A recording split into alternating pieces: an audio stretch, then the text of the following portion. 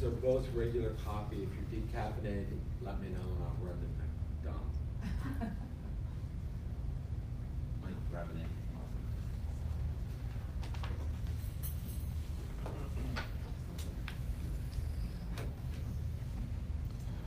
All right, so the Lieutenant Governor's Entrepreneurship Challenge, why did they start doing this? This was something that really was pretty quickly put together last year, and this year we'll be able to kind of, I think, deliver a better program, better training, a better experience for the students. And reaching out to you guys as early as we have is really good, because last year I know that I think we did this training in January. So it really created an expedited timeline for teachers to work with their students. The nice thing is we have a little bit of breathing room this year. But the reason why this all started was at the high school level, there wasn't a lot of activity being done statewide around entrepreneurship. You saw some programs here or there, oftentimes in more affluent neighborhoods. So you wanted to have an opportunity to level the playing field when it came to entrepreneurship across the state. Give anyone that's a K through 9 or 9 through 12 grade level the ability to get an introduction to entrepreneurship and have an opportunity to really compete at that level and try something a little different. I know there's some programs out there like DECA that allow students to get into entrepreneurship, but this is an opportunity to say, hey, I have this idea. I'm gonna have an unstructured learning environment where I can actually go and apply my idea and make this a reality. So this is more about creating real businesses, not hypothetical. This is people coming up with their own ideas based on the problems they've encountered and getting the opportunity to work through that. This is actually something I have a tie to personally, because I was working on my own program, but I was working kind of down in Cincinnati Public Schools, and this so happened this came out last year, and I was like, this is perfect. I can actually run with an idea that I had many years ago, so this is a cool opportunity to do so. So I'm going to play a quick video just for the sake of having a video, and apologies I don't have the AV all set up, but I'll turn the volume up on this and hopefully you'll be able to hear it. This is a video of the Lieutenant Governor talking about how the event went last year.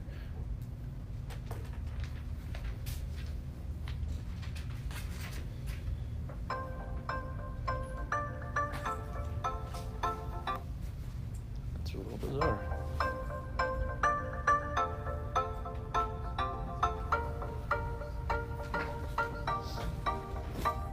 This year was the first annual Lieutenant Governor's Entrepreneurship Challenge. This competition is so beneficial.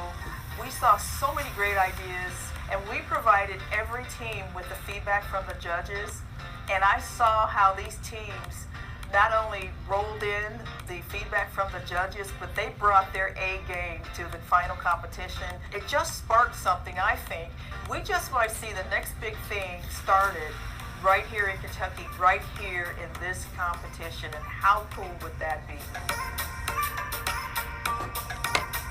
I just want to be a champion for not only up-and-coming entrepreneurs, but also to be in a position to build a climate in Kentucky that would enable the entrepreneurial network of people to come here, to thrive here. The kids are wildly creative. They're so talented, and a lot of times that creativity doesn't get harnessed. And this is a way for high schoolers to really step up and flesh out an idea. And maybe that idea is so good, as we saw, where some investors were interested. And so I would say to high schoolers, to every high schooler, if you truly want to harness that talent that you have, or just to even think about where your life might go, this is a great way to get going as early as the 9th grade. The top 3 teams in this challenge split $80,000 in scholarship money. And that's scholarship money that can be spent at any Kentucky educational institution. Even above and beyond the scholarship money, just the experience of working with your team members, working on a presentation, fleshing out your idea, looking at your product or service and determining how you're going to manufacture that or provide that product or service, how you're going to price it, who's going to buy it, how you're going to market it to them. These are all arenas that high schoolers can come up with some creative solutions and pitch it to people who might even write a check above and beyond the scholarship money. One of the beauties of this competition that I saw were different teams who were sitting down with each other and they were telling each other about their idea. And just that exchange, that is what entrepreneurship is about. Entrepreneurs help each other. There's a little bit of competition too, but they help each other, and that spirit is absolutely fantastic, and we want to build that right here in Kentucky.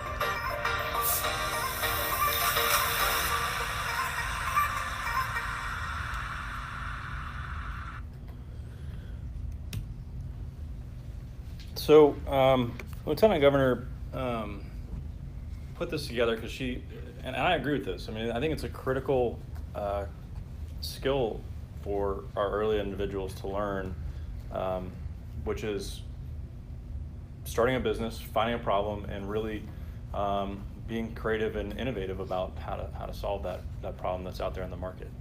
And that's not to say that everybody should be an entrepreneur. I don't believe that. I don't believe everybody is really geared to be an entrepreneur. But I think the exposure is one that's really good for our students that says, hey, you're going to learn to think about all the aspects of business, because everything we learn in school is very academic in nature, right? So we learn how to do math and reading and all these things. And when you go to college, and if you go to college, you get in a position where you're being trained for a career. Well, every business out there, 99% of the things you're going to do are business related.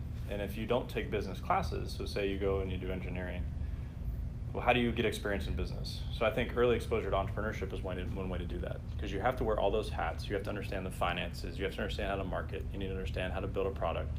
You need to do how to project management. You need to understand legal, accounting. All these things are built into running a business. So when they get this exposure at a high school level, they start to find out what they really like. And because 99% of people are probably gonna go into business anyway, it's good to know what you like about that business. So you can start tailoring some of your education, even at the high school level, to say, man, I really, really liked that aspect of business. Maybe I can spend more time paying attention in math, where otherwise they didn't think it was really necessary. Because if they want to build a product, they want to be an engineer, you got to know math. So a really interesting kind of tie back to saying, here's how I can, because I know when I was younger, I remember going through school, I was a good student, but I didn't understand why I was taking calculus at high school. I just didn't understand, and my teacher could not explain to me how that was applicable into a career. And that's a problem for me. I'm a very logical person. I like to see associations for what I'm learning and the practicality of it. So I think it's really important to always have that tie back, and that entrepreneurship piece, I think, will change a lot of students' mindsets about why they're learning certain topics. It's always a nice way to round out their education. So I'm going to walk through some guidelines. This is all available on the website.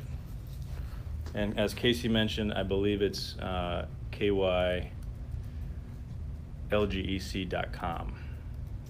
But I'm going to walk through this because I want to make sure that it's crystal clear what the requirements are, so it's not anything that will surprise you at the end of the day when this comes out. So this is for students grades 9 through 12. The goals: create a realistic business environment, highlight entrepreneurial values, promote future business ownership, and promote lifelong learning. So I think that this has many goals. If your students achieve one of those goals, amazing. If they're able to achieve all four, that's fantastic. I think that's the idea, is it's just more education for the students. It's not meant to overburden the teachers, but give students another opportunity. And I think that you'll find, in terms of the amount of time you'd spend with a student, it shouldn't be more than you're able to handle. So I know one of the things people often push on teachers is, hey, why don't you do this one more thing? Don't worry about it. We're not going to pay you more. I think that this is one where we ideally will find outside individuals to help the students, be it someone from the Innovation Network, a mentor, another business owner. Cannot be parents can help, but it can't really be a parent. This is not a parent kind of project or anything. Maybe. Yes. I believe they have to have a mentor, right? Yes. When in doubt, if you have a team that the kids are ready to go, you haven't found a mentor for them, call us, sign us up as the mentor, and then we can get them. We want no kids left out because they don't think they have a mentor. So the mentor is just a business person from the community, or? Yes. Well, it just cannot be their parents. Yeah. So for the sake of the video, and I want to make sure it's recorded, Casey mentioned that we need at least one individual tied to each team. It cannot be a parent that's represented there. The Innovation Network's happy to be that person for you. Again, recording that for the sake of the video. So in terms of prizes, what's in it for the kids? There's $100,000 this year that's up on the table in scholarship money. Last year it wasn't really clear what the money was, so it's good to say this is scholarship money for use at universities, institutions in the state of Kentucky, Commonwealth of Kentucky. So there's no surprises there for the students in terms of what they're really competing for. This year the top 4 teams will split the pot. It hasn't been clarified exactly how that split will happen, but I imagine the top will probably get 50 and then so on and so forth down the line. The top 2 will automatically gain entrance into the Governor's School for Entrepreneurship. If you're not familiar with the Governor's School for Entrepreneurship, it's a great program that puts students through more rigorous entrepreneurial training and experience. So a really great opportunity for those top tier folks as well. Any student can apply for the Governor's School for Entrepreneurship, correct, Casey? Okay. Yes. So regardless of whether they would get into it through this program and winning, we do highly encourage a lot of these students who are really interested, that got a lot of interest in the LGEC, to apply for the Governor's School for Entrepreneurship.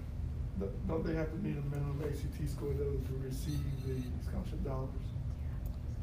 The scholarship dollars for the For LGEC? GSE. Oh, I'm not sure about the GSE. Okay. To the I don't know the answer to that question, unfortunately. That's a good one to write down. So as far as contacts, there's Casey and myself are the main folks out of the Innovation Network. We work with Cheryl, so if you ever get in touch with Cheryl, it should be no surprise. She is the glue that binds us and makes things work for us in our office. And then as far as the statewide event administrators, you're going to be reaching out to Christine Wild. She's the one who's going to be able to get you access to the training that I'll talk about, and all of this is on the website too. So anything that I have here, again, I'm going through this, but you're going to be able to find anything on the website. Again, I'll give you guys my business cards, so if you have any questions directly, you'll be free to reach out to me too with anything that you have. So who can apply? As I mentioned, it's students in the grade 9 through 12. There are some nuances in the guidelines. So there is a PDF that I will highly encourage that I'm not going to really go through step by step today because I don't want to read a 20-page document to you guys. The intent is make sure you understand the guidelines. There's some nuances around like being a naturalized U.S. citizen. So if you have exchange students, they can be on teams, but they can't be the only person on the team. Those kind of nuances that you have to be aware of in terms of requirements. They can be public, private, or homeschooled. There have to be at least 2 students, but no more than 4 on that team. And then we have to have at least 1 adult supervisor, if you will, advisor, who is the one who works directly with them. As we said, with the intent to apply, you can put Casey or myself down if they cannot find an individual who's going to satisfy that role. And we'll help find that person as time goes on, but it cannot be a parent. If you guys want to be the mentor as well, you can, but I recognize that can be a time constraint for you guys.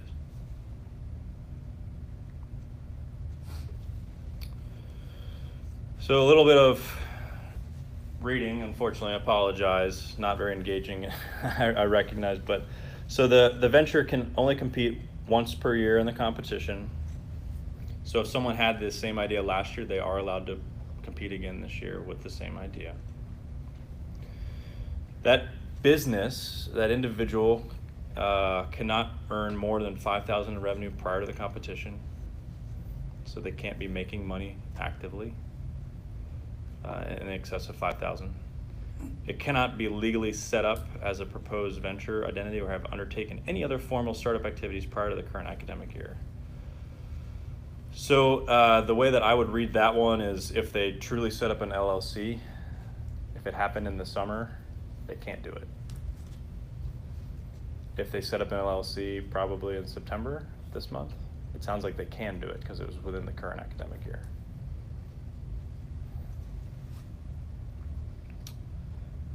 They may have worked, as I mentioned, they may have worked on this in previous years. And then students that have won scholarship money in any previous LGEC competition are not eligible to compete in future LGEC competitions with the same idea. They may come in with a different idea.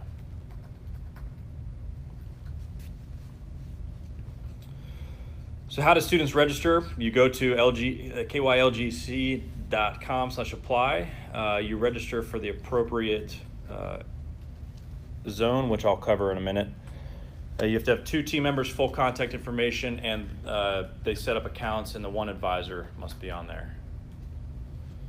As far as having the written business outline and pitch, that's not necessary at the time of registration this year because of the timing that we have. So I need to update that slide, apologies. You just have to fill out the information for the people. You don't have to have anything written or done yet. I think you have to have like a team name and just a general idea of what you're gonna work on. I would say that that's gonna be very difficult to achieve by October 31st, to have an idea fleshed out. So I think that there's an opportunity to just kind of put a name versus having to fill much out. So some key dates, the important ones to remember. Again, these are on the website, these are on the overview, the PDF. October 31st, Halloween, you have to have an intent to compete registered. That's having the 2 to 4 students, full contact details, 1 adult advisor / mentor, all the information filled out, submitted. The earlier the better. It's online now, so they can apply now. But you have pretty much a month to get that done. All of the materials that we'll talk through are due January 31st. So that includes the written portion, the marketing video, and I believe they might have to submit the pitch. I'll have to double check on that. But I think it might just be the written and the marketing video January 31st. So I'll look at the guidelines just to confirm that. And then the competitions will take place in April. So really the idea is that between now, October 31st, we'll just be getting people interested. If they're already interested, they can start working on their ideas. They will then be working on their business plan, and they'll be working on their marketing video until January 31st. Those 2 things need to get in a good place by then because that's when they're submitted. They are scored outside of the actual competition, so they're scored offline, if you will, not as part of the competition. But they do factor heavily into the competition and how far you get along. And then after January 31st is when the students will be working on their tabletop displays and their pitch. That's not to say they shouldn't practice their pitch before then. It's not to say they shouldn't work on their tabletop display before then. But that's kind of the way I would coach them in terms of focuses, in terms of timing, is to prioritize things in that order. And I'll put in some caveats there a little bit later as to why I say caveats. And then April 28th will be the finals competition down in Lexington. You saw the video of the students competing, that's what it is. 10 teams get selected to go. So what's the breakup this year? Last year, I think there were only 5 zones or 4 zones across the state of Kentucky. Was it 4 or 5? Yes. But these now more closely align with our offices of the Kentucky Innovation Network so that we can better support the students. Because I think last year our zone was like this. And obviously if we're in Northern Kentucky, it's really hard to support folks down in Wayne County. So a really nice change there this year so that you know from a teacher perspective which office that you're going to be reaching out to help you work with these students as faculty advisors. For Zone 5, the top 2 from each zone will go on to Lexington in late April to compete. So there might be some questions around, all right, so I'm from one school, we might have 20 kids that are interested in doing this. All 20 of them, obviously through forming teams, can submit applications and apply for the regionals. Casey, was there a limit on the regional number? I mean, was there a desire to focus the number down at the school level before applying? I think what could happen is, what if one school has 20 teams? Great news, except what if 10 schools have 20 teams and you're at a regional with 200, 300 teams? That would be a long day. So I think we'll wait and see the signs, but if it would come to the circumstance where there may be a great number of teams at your school, we may ask the school if they'd like to winner that downgrade competition. I don't think there's a requirement of that. Okay. And I will tell you, the catch in all that is, if a team doesn't make it at the school level and they really say, I want to go to the regional, that's where the potential problem exists. So to say we're going to wait and see if we have a problem before we start declaring what the solution to the problem is. So that's why that intent to compete on October 31st is so important. Yeah, because so again, from the video perspective, the number of teams per school is not really capped. There is a desire, I believe, for each school. If there's a lot of interest, then it would make sense to host a in-school competition to really pick the top ones to get in and compete at the regional level. But that, again, is why we're having that October 31st deadline, so we know exactly the numbers that we're dealing with, so we can act accordingly in helping the schools coordinate any pre-competitions that would exist.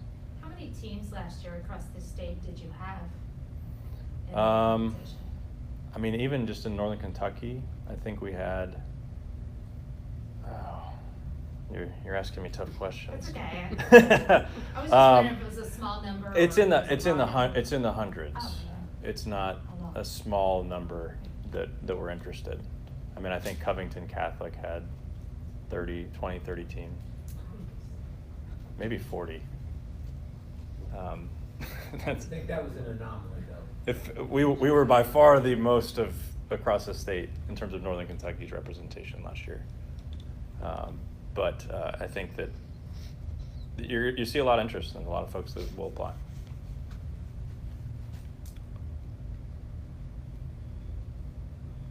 So Zone 5's competition and regional will be held at Gateway. I believe it'll be down in the Florence location, not the one in Covington. So right off there off 75.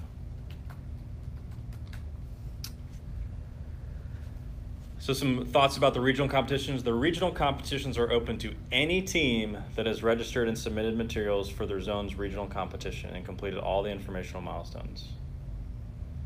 So as I mentioned, there's some caveats that we're gonna have to work through logistically if we get too many teams applying.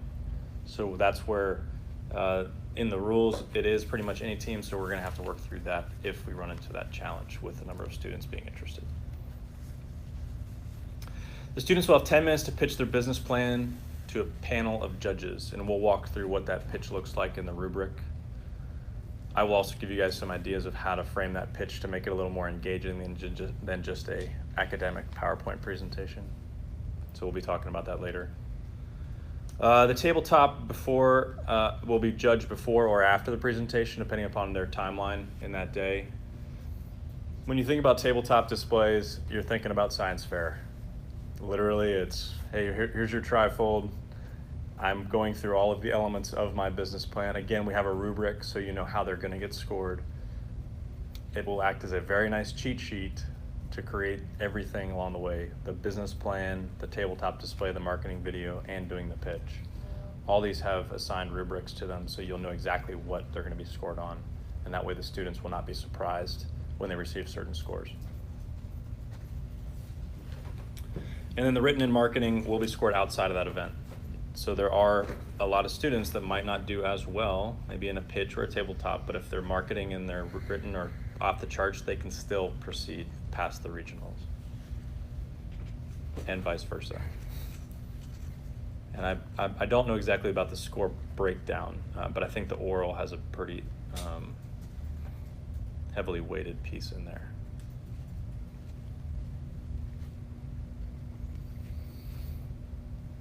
So getting help, you guys are here today, but outside of today's conversations and the questions that I can help answer beyond the education that I'll provide, there are a lot of nice resources. I was just on there last night looking at this, just in time preparation, right? So I was looking at this last night. There's a lot of really good resources around all of these aspects of what the students are going to have to do on the website on this resources link. So I'll kind of run through the website at some point, but that's a nice one. There's also an online course available to you that's been created. So it was something we had last year and it's been revamped this year to include more relevant information, but it's on through coursesites.com. You get registered as a student on there to run through how to work with students, essentially, how to work with entrepreneurs. So it's guidance around all these materials. So a lot more in-depth information will help you along the way on that website and the online training.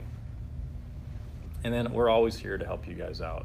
I mean, I'm happy to answer any questions along the way. If it's a topic that doesn't make a lot of sense, happy to kind of clarify it as it comes up with any of the students.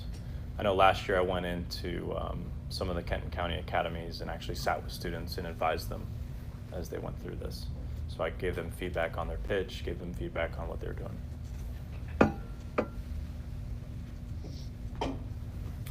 All right, that's logistics stuff kind of out of the way. As I said, there is a really nice PDF too that I would highly recommend you read through after this that's on the website. So before I kind of dive into some more education things, I'll just show you guys the website so that you know exactly what it looks like and what it can do for you. So again, KYLGEC.com. More information about just deadlines, partners. The things that are really going to be important for you are things like details.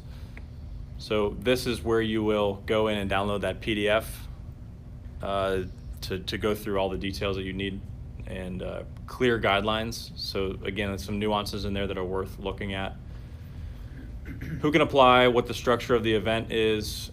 Here's the apply page. Here's some explanation about the zones and what's going on at the finals and such.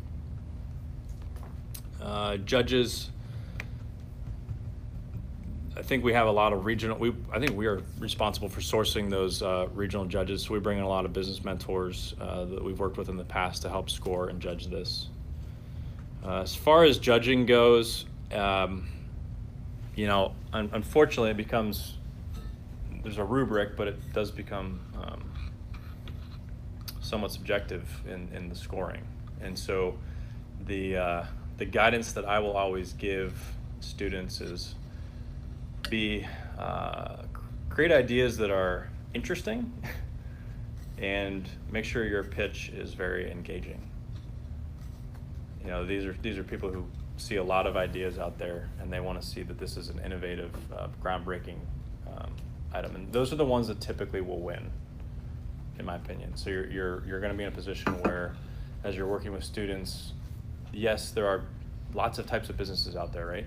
There are restaurants, and there are gas stations that are no less important than other businesses.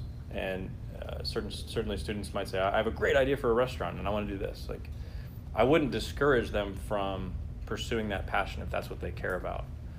I just know that in terms of a competition like this, it usually will not do as well if it's not really a groundbreaking business idea.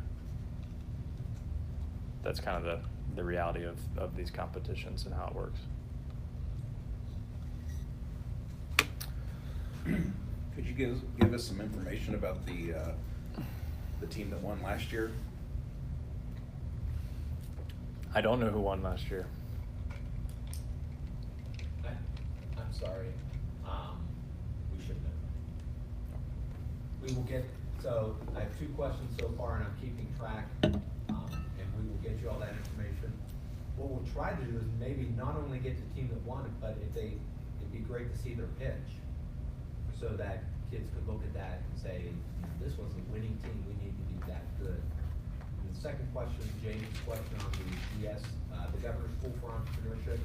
I went on their site and I see no other requirements than, I mean, there's some like technical stuff, but I did not see any ACT or SAT score requirements. That actually comes from the universities. The universities will dictate what they will accept, just like the GSP. School will dictate. Yeah. Right. the But school to said, get hey, it, but to get into GSE, you don't need it. Correct. Yep, that's a good distinction. Thank you. So the application actually is being done on a separate website, but again, more detailed instructions here in how to actually get registered. So as I mentioned, you're just going to need the full contact information about the team members and the advisor to register.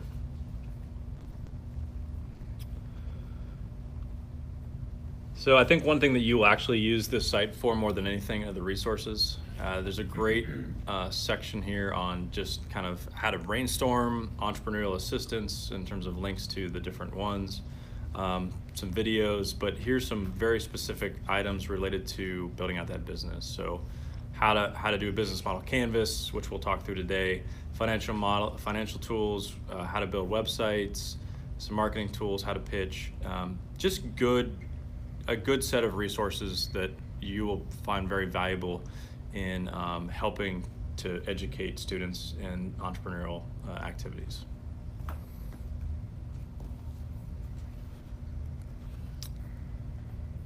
But today is the best tool that you're gonna have is me to help you get through this.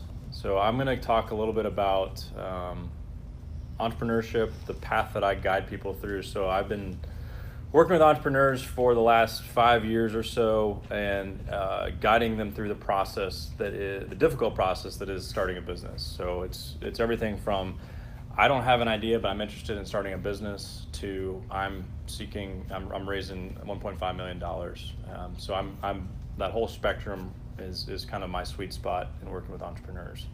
So I'm happy to answer any questions you guys have as I go through this, but I'm going to talk through some general early stage guidance that I have for everybody, kind of the steps that I like to walk everyone through so that you guys have that general approach that I have, and explain the tools that I use so that you can then apply that in working with students and answering questions. So what is entrepreneurship? What do you guys define as entrepreneurship? People willing to take a risk. So people willing to take a risk? Yes, 100%. Starting your own business. Starting a business? So being a business owner? What else is what else is entrepreneurship? Didn't know I was gonna be asking you too many questions.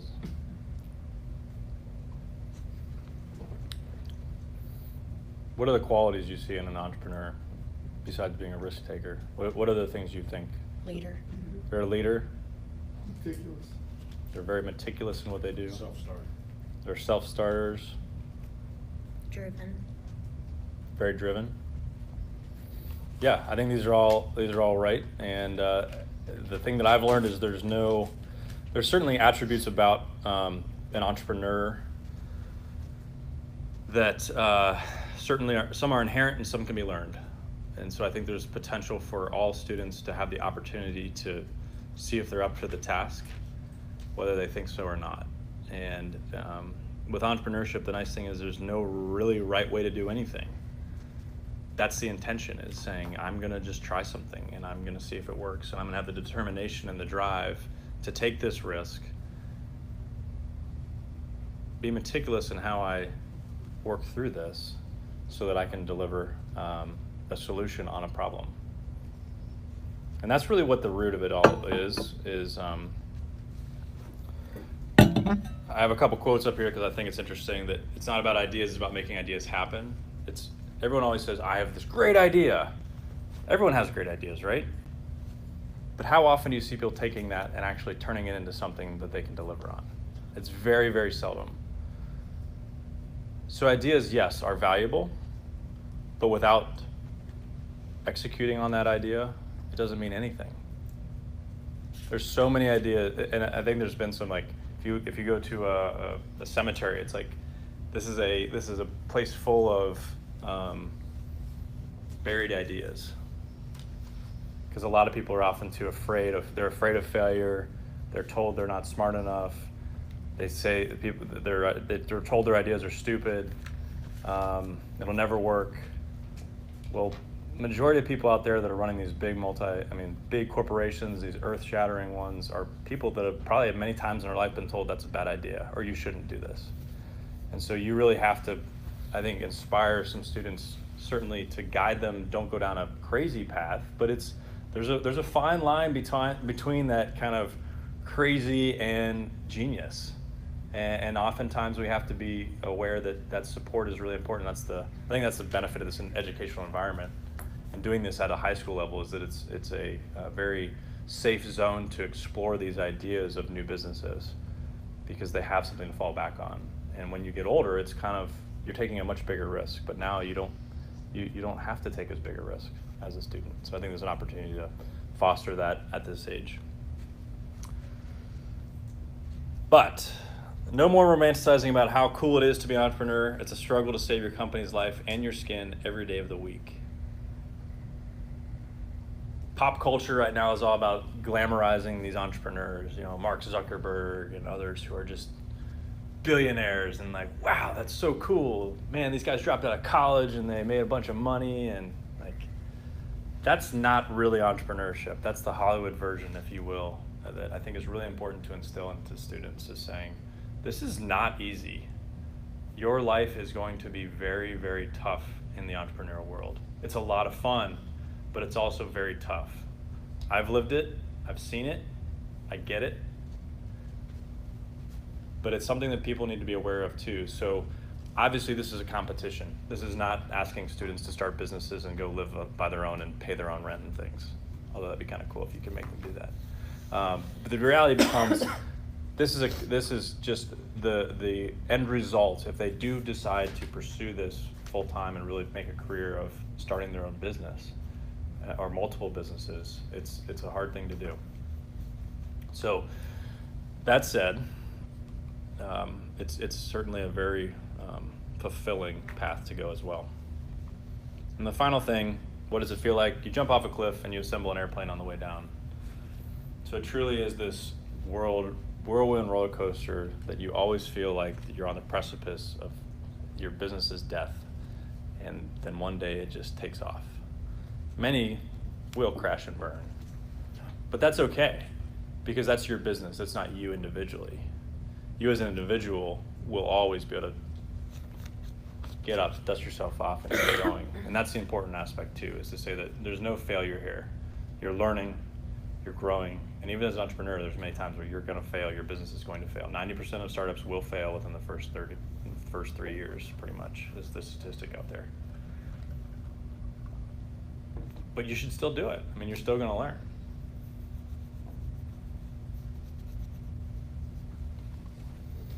So we talked about the qualities. I think the big thing for me is that you're a problem solver. You're passionate about this problem and you really care about your customers. That's the most important element that I believe that's important for the students to recognize, is they need to understand the customer they're trying to solve a problem for. That's another key benefit I see, that this is a hands-on problem solving that can happen for students. They get used to working in teams, they're problem solving.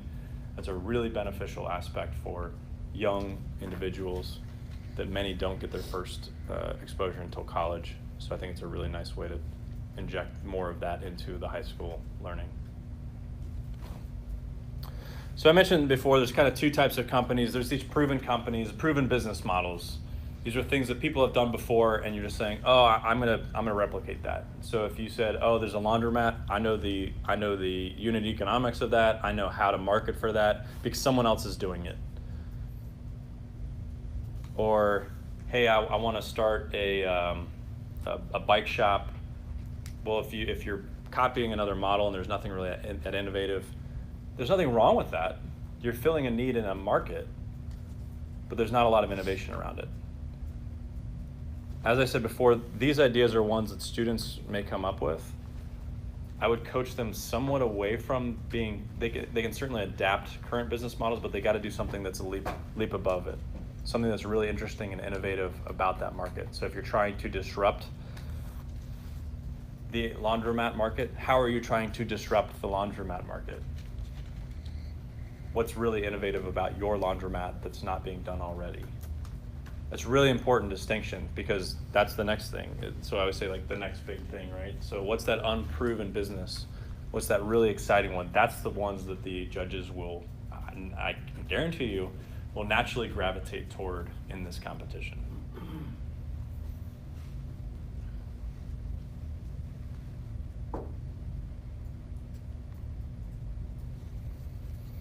So I've got my 6 steps, because 5 would be too few and 7 would be too many.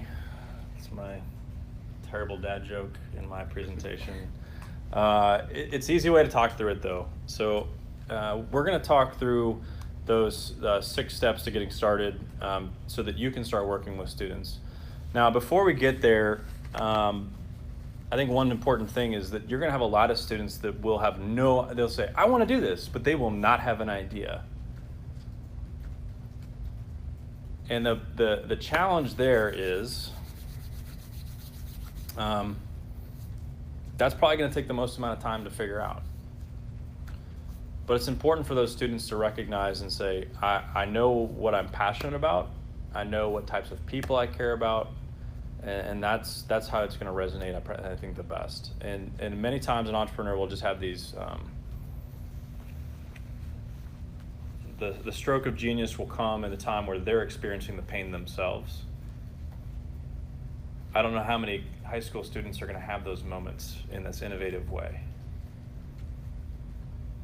So that's one way that you're going to have ideas come out. They're going to say, man, I experienced this and I think there'd be a great solution for it. Or, hey, I want to find a solution for this problem that I have all the time. So you do have a lot of students that will come up with ideas that are very relevant to their lives. It'll be something that's related to their school, related to their sports team, related to their homework, their social friends. You're going to find a lot of that probably come out because it's what they know. It's the world they know. And that's okay. But I think coaching them on, is this new, novel, innovative, a big problem? Is it a big problem that's worth solving? Is worth considering too. Because it's not enough to just come up with a problem, but you have to understand, is it a big enough problem? Is this going to have wide market appeal? Is there potential for this to become bigger than something small? So if you can make, $10,000 a year on this, it's probably not an idea that's going to go very far in the competition.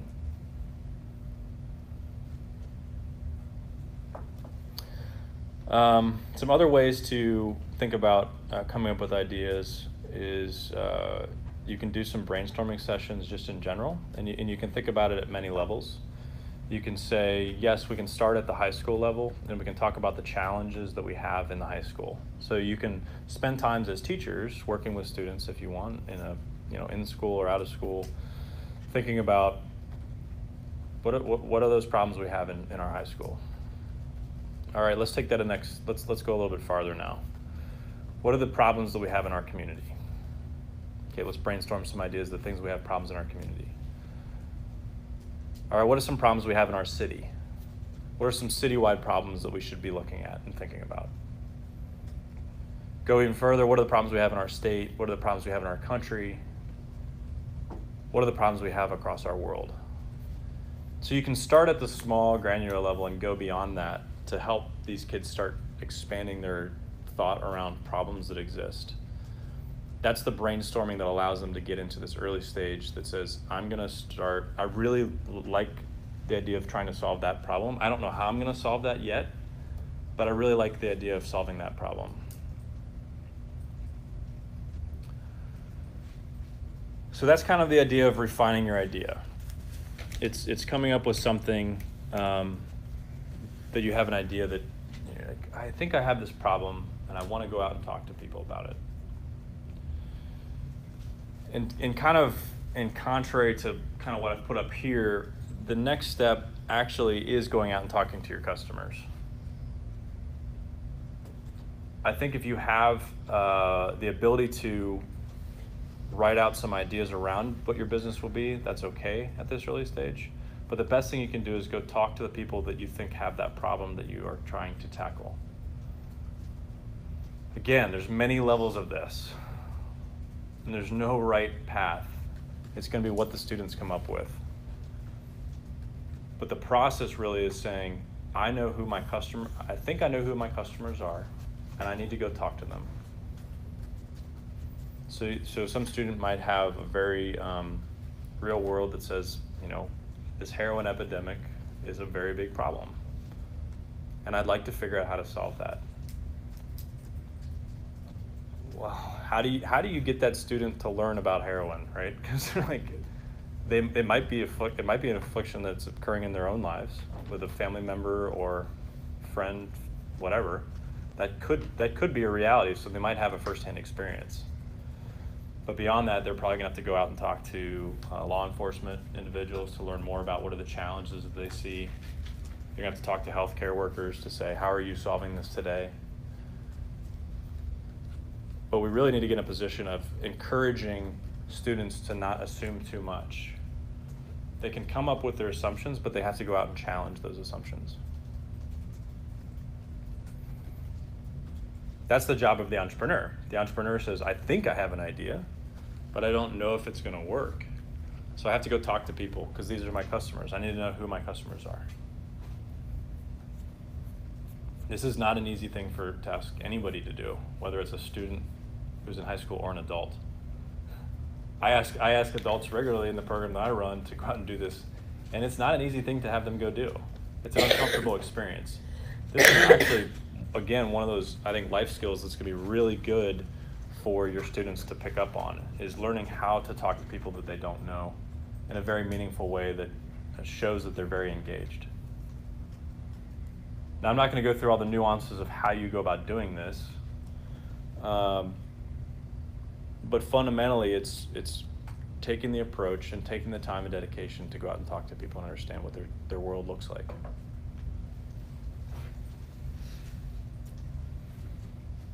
So, all right, now I'm going to make a big assumption, is that your student has an idea of how they want to solve a problem. So now I'm going to walk through that process. Any questions before I dive into that? All right, so they have this idea and they have this proposed solution. So what they have to do is they have to begin outlining what that business is going to look like. And there's a nice process that I'm gonna show you guys, a tool called the business model canvas that they're going to use. But essentially, they're creating an outline. I don't want them to write the business plan yet. They have an idea what's going to be fed into that business plan through the rubric, through the understanding of what they need to write. But I don't want them to write anything yet. Start with an outline. Like, how do your students write essays? The one thing that always worked for me is write an outline, figure out what you want to write about, and then start writing, build around it. So get the basic foundations in place through this outline. You want to know what the real problem is and for whom I'm solving it. The problem needs to be real. I can tell you the vast majority of issues that some entrepreneurs encounter is not having a problem that's worth solving. What do you mean by work? So entrepreneurship is not a charity. It's a business. And if a problem is not big enough where someone can make money, then it cannot be a business. Like the problem has to be one that people are willing to pay to solve.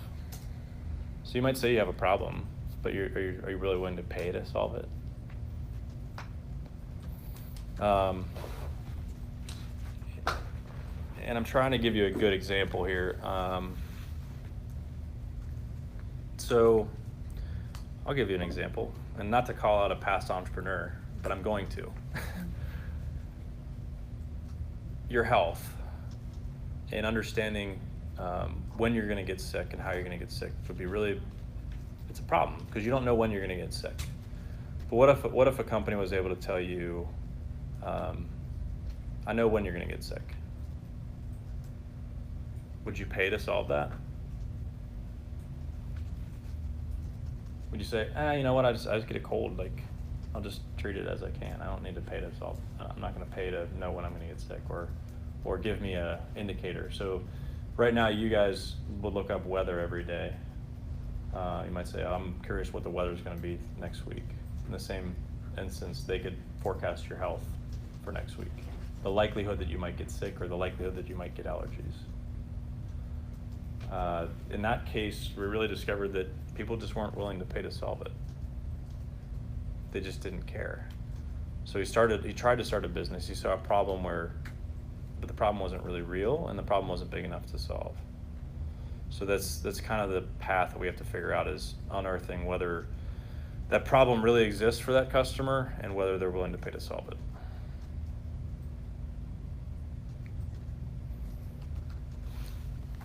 I'm probably not giving you the best example there, but I think that that's something you would just have to check with every idea that's out there.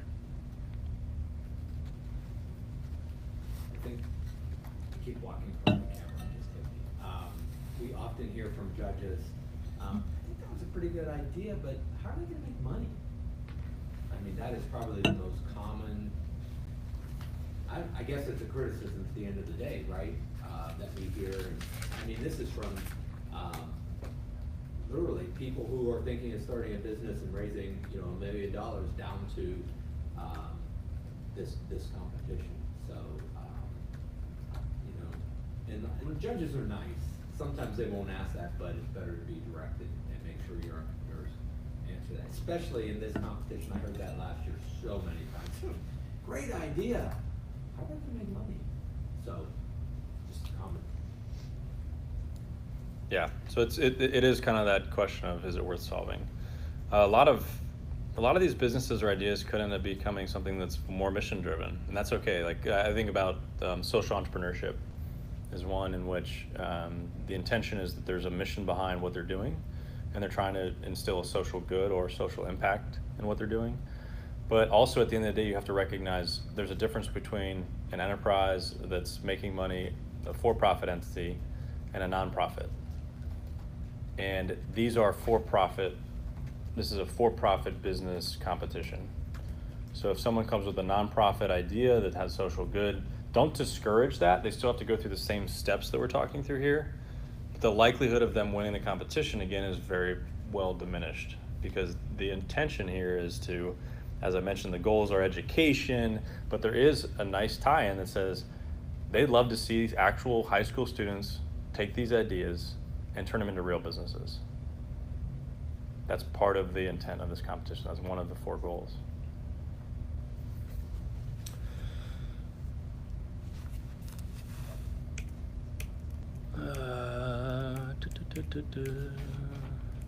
Some other thoughts to think about when they're looking at this. Can you make money doing it? So again, I asked the question, is it worth solving? Can this actually become a business? Do the unit economics work?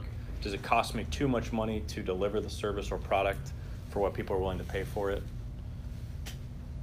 Do you have the skills or resources to make it work? That one's probably less so important at a high school level in this competition. Certainly we'd love to see some actual products, prototypes being built and delivered in this competition. But I think generally you don't necessarily have to have that in place for this competition. And I'll clarify that statement. So in judging, what's going to look very impressive is whether or not your students actually create that product or service and get real customers or not. So one question to ask yourself as a student is to say, can I actually create what I'm proposing? If the answer is no, that's okay. They can come up with a hypothetical, they can come up with a business plan, they can do all the competition without building that product.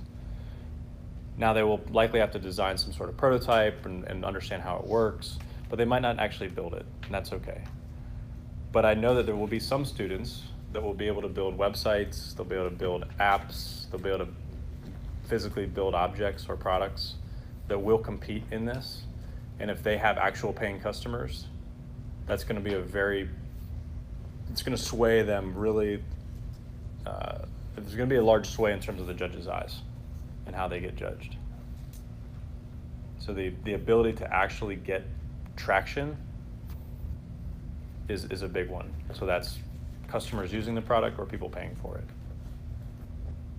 So it is a good question to ask for them to say, can you actually do this? And if they can't, can they find another member? So if you have 2 members on a team, can they find a 3rd member for their team to actually build the product? You have to do this in real life as an entrepreneur anyway. You're not going to start a business if you don't know how to build it or you don't have the skills to do it. There's a little leeway in a high school competition, and in the spirit of what we're doing, there is leeway. But always take that in consideration from a competition and in actually building a business if they want to move forward with it. Do I want to make a living doing this? There's a process that we go through in this interview is understanding the customer's problems that they have, and you might go through this exploration of saying, you know, I think I want to work with teachers, so I'm going to interview teachers. And what I've found is what I want to help them with is I want to help them with what I want to help them with. I want to help them with saving retirement as teachers. So that's maybe something I want to pursue. So I start talking to teachers, and I find out the biggest problem they have is that they're just getting asked to do too many things with their time and resources that they're given, and they don't necessarily have saving as a high priority on their list. Well, as an entrepreneur, the sign is that if what I thought was a big issue for them is not a high priority for them, the likelihood that they're going to engage with me and work with me is probably very minimal as an entrepreneur. But if I were to go after that problem that said, I'm going to help you with your time and resources, the limited time and resources you have, you might be more inclined to work with me because I might be able to solve a bigger pain for you. But me as an entrepreneur might say, I don't really want to work on that. I don't want to work on the time and resource problem. I'd rather work on the financial saving problem. So it's a question that your students will have to answer as well as, do I want to make a living doing this? Again, this is a lot of hypothetical, right? We're not asking these students to actually make a living doing these things. But it's important that there's a passion behind what they're going after, the customers they're trying to approach, the solution they're building. Because as soon as they hit a roadblock, if that passion's not there, the inclination is to quit. So they have to really have a goal in mind that says, I really care about this customer and I'm going to do everything I can to solve that pain that they have. So the SBA has another thing out there, and this is more for people that are looking to start businesses, but they have a list of questions that you should ask yourself before you start a business. A good one that you might want to go through with students, but again, this is a question, it's just more of just understanding what is entrepreneurship, right? And I start off with those quotes mainly because entrepreneurship is difficult. Students should know that, but it's also extremely rewarding in what you do. So the business model canvas. So I've been talking for about an hour. Does anybody need a break? You all good? Any questions before I keep going? Everything about as clear as muddy water?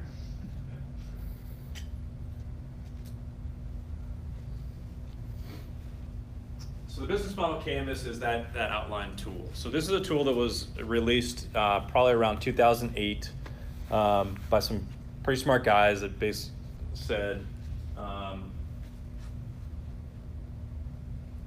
how do we help entrepreneurs not spend a bunch of time writing a business plan that's just going to change immediately once they try and put it into the market?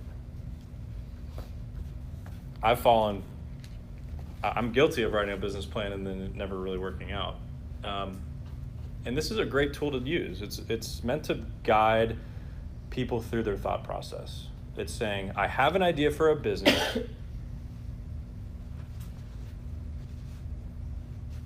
I think I know who my customers are. I think I know what they care about. I think I know how I'm going to reach them. I think I know what resources I have or I will need. I think I know what partners I could have. I think I know what I need to be doing. I think I know what it's going to cost to do this, and I think I know how I'm going to make money. And I use this word "I think" a lot in what I just said, because the important thing, don't make too many assumptions when building a business. Because if you don't know who your customers are, you don't know what they care about, if you don't know how to find them, and you don't know how you're going to make money, you're probably going to be running into some problems. So your job is to be very scientific in this. And there's this concept of lean startup methodology that you may have heard of, but it's an iterative process. It's saying, I'm going to go through some tests. I'm going to employ the scientific method, and I'm going to test my assumptions. I have a hypothesis. I need to prove that it's true or false. So this is your working guide as an entrepreneur that says, I'm going to walk through my assumptions, and I'm going to test to see if they're true or not.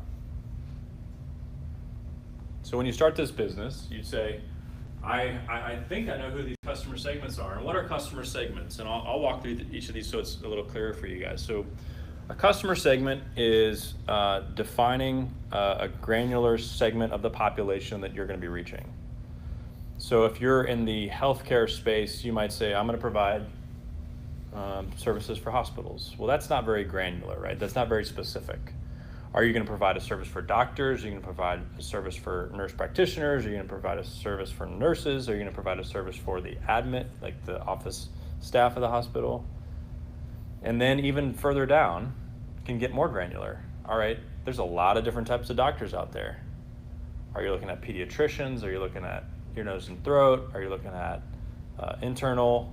You're looking at GI? Like, always think about, when it comes to a customer segment, getting granular and focused around who your customers will be. You could say teachers, right? There's preschool, there's kindergarten, there's first, second, third, fourth, fifth, like there's a lot of different variation. Always strive to get more granular in defining your customer segments, because you're going to have to know what they care about, which are the value propositions. So what value are you looking to instill or deliver to your customer segment? What do they care about? What are the problems they have in everyday life where you can deliver value to them?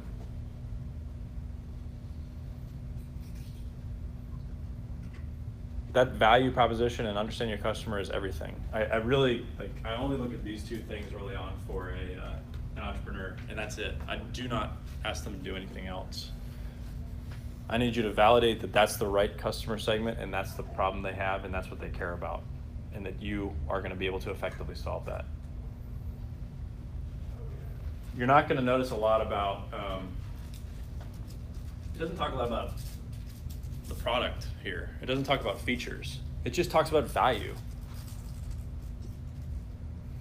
One of the things I will kind of talk about in the pitch is that you talk a lot about, you don't tell me what it does. You might tell me how it does it, but it's a lot more about the why. Why it matters to your customers. What's it going to really do for them in their daily life? How's it going to make them feel? That's the most important aspect when you think about your customers and the value that you're driving to them. So I always, and I don't know why they designed this way, but I always start here, I move to value prop, And then the next step might be to say, I need to know how to reach these people. So in your interviews, in your sales, you need to know how to more effectively reach your customers. So you're thinking about, how do I reach these people? So if my customer group, and I'm just to make it relatable to you guys, but if my customer group is high school teachers, and I'm trying to sell something to them, as an entrepreneur, I need to know how to reach you. So I need to understand what kind of publications you read. I need to know what websites you visit. I need to know your titles, your focus points, what you care about. That's important to me because I need to know how to reach out to you. So the channels are all about how you reach your customers. Through sales, primarily. Then I also talk about customer relationships. So what kind of relationship will I have with my customers? Am I going to allow them to call me on my phone at home? Or can they reach me on via email? Do I have customer support that works with me? Can they reach me 24/7, or is it only during working hours? What kind of conversations am I going to have with people? Are they going to be very formal, or are they going to be somewhat informal?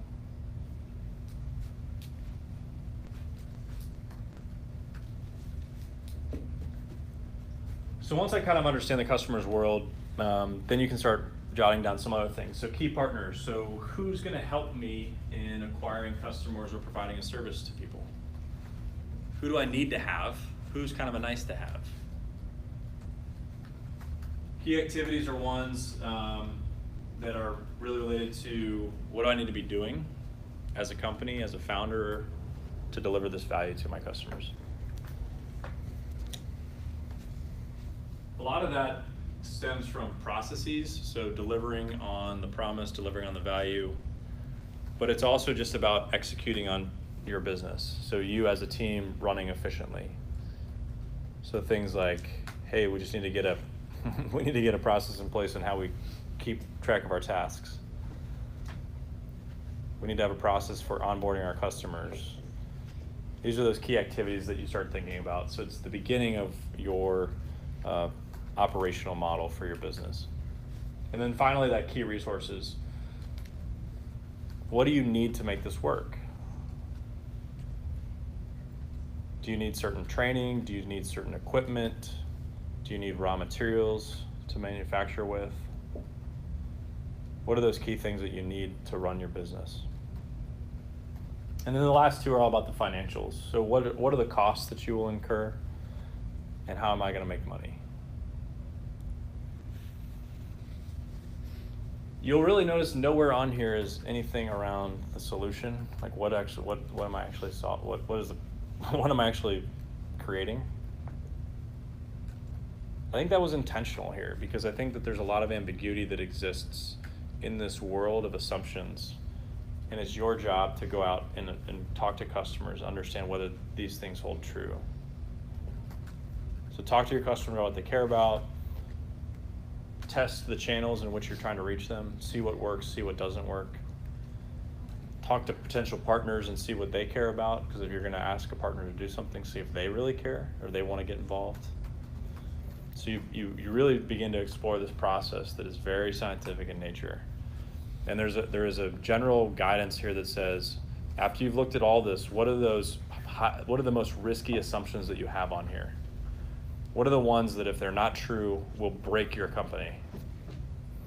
You know, maybe having a partner who could help you with sales is not going to break your business. So that's not a very risky assumption. But there might be a very risky assumption around the value proposition. Again, for the example I used before, it's like, you know, I think the value that I'll be able to provide is that you really care about your savings as a teacher. And that's what I'm going to provide for you. But you might not care at all, so I have to go check that really quickly, because if that's not true, then my whole thing breaks and falls apart.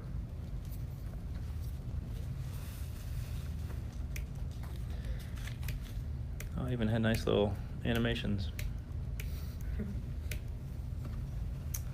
So someone said this once, and I think it was me.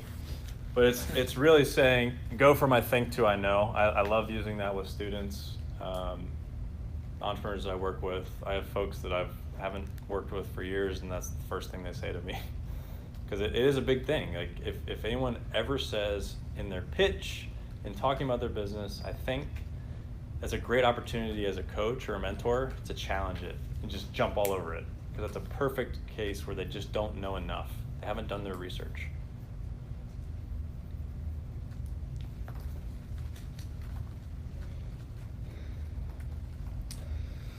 So I've talked a little bit about talking to your customers, so I'll kind of skip past this one. The next step, so once you've gathered all this information from your customers, you're now at a position where you can really put that into something that I like to call, it's just a voice of customer. So you're able to take all of the learnings, all the problems, all the challenges, and distill it into something that says, all right, now what am I going to build? What's the solution going to look and feel like? So the student, the entrepreneur, now needs to test all of that through actually saying, all right, customer, you told me that this is what you wanted. You told me this is what you care about. I'm going to make you put your time and your money where your mouth is. Because you'll find a lot of times in this process of talking to customers, doing surveys, whatever, people will tell you a lot of things, but when you actually ask them to dedicate the time and the money to it, they might not deliver on it. So we coach around prototyping MVP, minimum viable product. So the inclination, the intent, the tendency is for people to just build. They want to build the space shuttle when all they need is a paper airplane. Because it's fun. Like, it's fun to build something, right? You're building all these features, you're building something, you're designing it. It's really neat. But the hardest thing is to then put that in front of somebody, because you just don't know if they're going to want it or not. All the stuff I've talked to you before is meant to minimize the risk at this stage, but there's still a lot of risk that will exist. By talking to your customers, not assuming too much, you're going to be in a better position to deliver something that they care about. But even at this stage, you still need to be learning and testing. This is not the stage at which you go, all right, success, I've got a product and I'm going to win. No, this is a time for you to actually get people to use your product and learn again and see how you can make it better. I think Kevin Costner was wrong in saying, if you build it, they will come. He was wrong, and it doesn't apply to entrepreneurship. You have to build what's appropriate for your people, for your customers. So it's a minimum set of features. So it's just saying, in order for me to deliver value, what are the minimum set of features that I can have? I think there's a great exercise that I'm going to kind of talk through now that you can run through with your students to kind of really illustrate this point. And that exercise is one that I learned from some folks up in Columbus at Rev 1 Ventures, and I'm sure they learned it from somewhere else. But I want you guys to think about what do you need to do before you go to work in the morning? From the time you wake up and the time you get to work, what do you need to do? And you can pose this question to your students. From the time you wake up and the time you get to school, what do you need to do?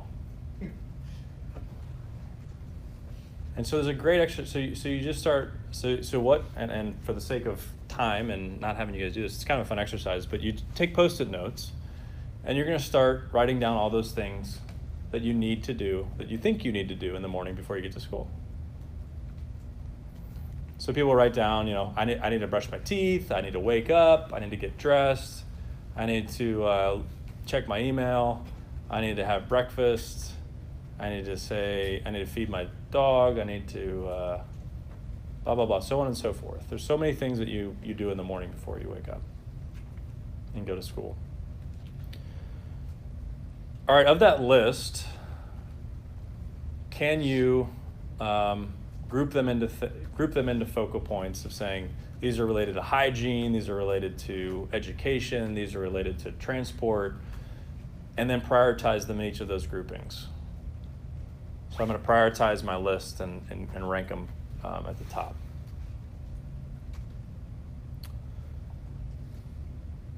And after you've done that, you need to draw a line across all of those and say, what are the things that are absolute necessities?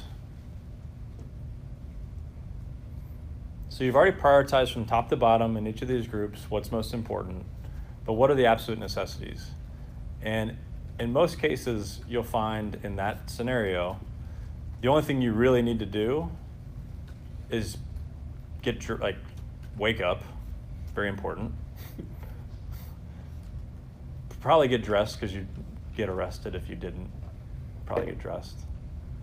And get in your car. That's probably it, and drive to work. And so it gets you thinking a little bit more about it, and you relate that education process to saying, focusing on what actually matters in that situation. So when you're building a product, you're going to think that people need a lot of things and features, when in reality, to deliver that value, you don't need all of that bloat. Because what it will do is just confuse people. And you waste a lot of time and effort building it without so. For the competition, it'd be great for them to get past this stage of having people actually using an MVP and then building out more of the product and more of a final product. If they don't get to that stage by the time the competition happens, that's okay. But if they actually have people using it and they have data of what people are saying about it, that's huge in that competition. You have testimonial, you have real life customer feedback. That's a really powerful thing that you can put into your business plan and your pitch and your marketing materials that others just will not be able to compete with. So encouraging people to get to that stage of building and prototyping and getting it in the hands of their customers is really, really, really a powerful thing that you want to push for, I think. So I put this on here, this fake it until you need to make it.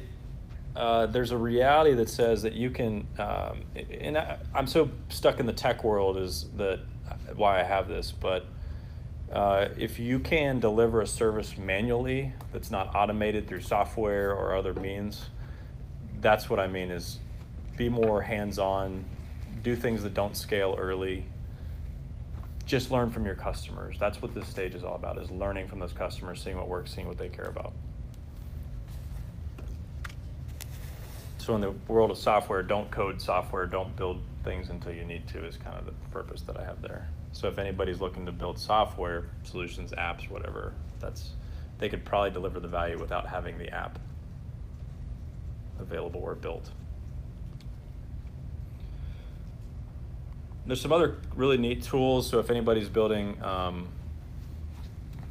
apps or websites, there's some tools like Envision or Marvel that work really nicely for building functional prototypes. So there's no code. It's like it's an interactive experience that they can drive people through. So if someone is building an app or a website and they want to do that at the tabletop display to show it off, I think that's a good thing to encourage. So not only is that tabletop display the opportunity to have this kind of trifold thing, but have them think a little bit outside the box that says, maybe I want to have you using a demo and trying something out, so you can get a better understanding of how this is going to look and feel. So step 4 is finding your initial customer. So you've already gone out and talked to and interviewed people. Now you actually need to get them to become your initial users, your customers. So you have this product and you need to get these early adopters in here so you can learn as much as you can. That is the goal. You need to learn, iterate.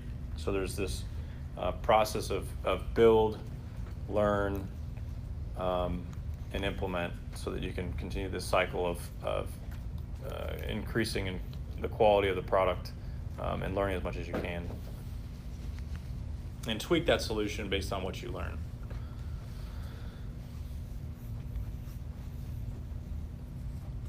I have a lot of resources here for the business model development process. A lot of these are on the website. I'm happy to send this out to you all versus having to write this down. But these resources are ones that I think are good just to understand why we use the business model canvas, how you can use it in that process.